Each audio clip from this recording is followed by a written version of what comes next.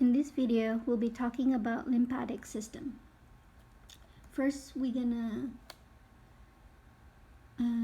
point out the organs or parts structures of a lymphatic system.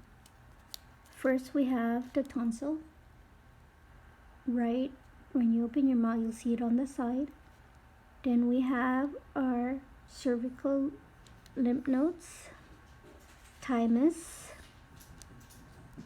axillary lymph nodes, the spleen, our appendix, Peyer's patches, which is located throughout the small intestine,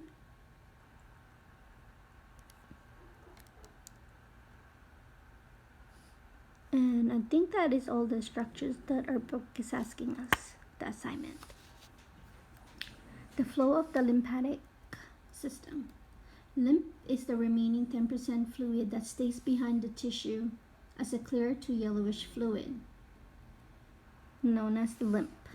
Unlike blood, which flows throughout the body in continued loop, lymph flows in only one direction within its own system.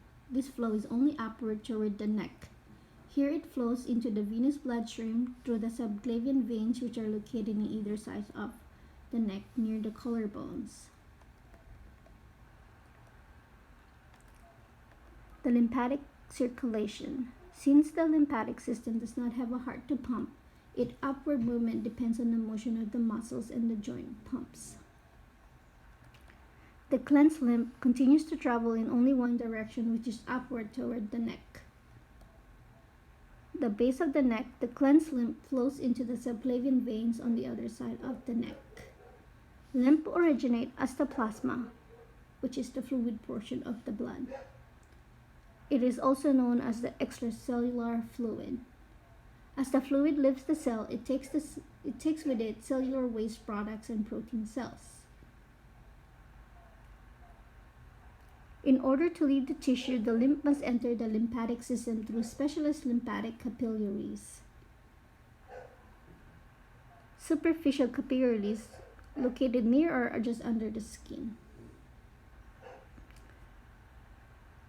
Lymphatic capillaries begin as a blind-ended tubes that are only single cell in thickness. These cells are arranged in a slightly overlapping pattern. Lymphatic capillaries became larger and deeper, and they become lymphatic vessels. Like veins, the lymphatic vessels, which are known as lymphogonians,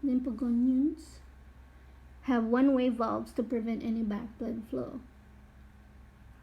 Smooth muscles in the walls of the lymphatic vessels cause the angioms to contract sequentially to aid the flow of lymph upward toward the thoracic region. The lymphatic vessels then get joined to go to lymph nodes, which filters the lymph before it can be returned to the circulatory system. Afferent lymphatic vessels carry unfiltered lymph into the node, while efferent lymphatic vessels carry the filtered lymph out of the node, so it can return to the circulatory system. Lymphatic system drainage is organized into two separate and unequal drainage areas. The right drainage area clears the right arm and chest, and the left drainage area clears all of the other areas of the body, including both legs, the lower trunk, upper left of the chest, and the left arm.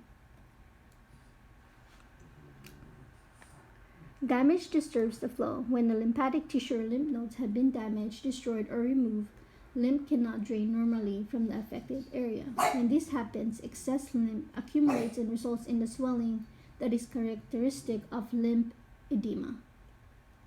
And that concludes my video of our lymphatic system.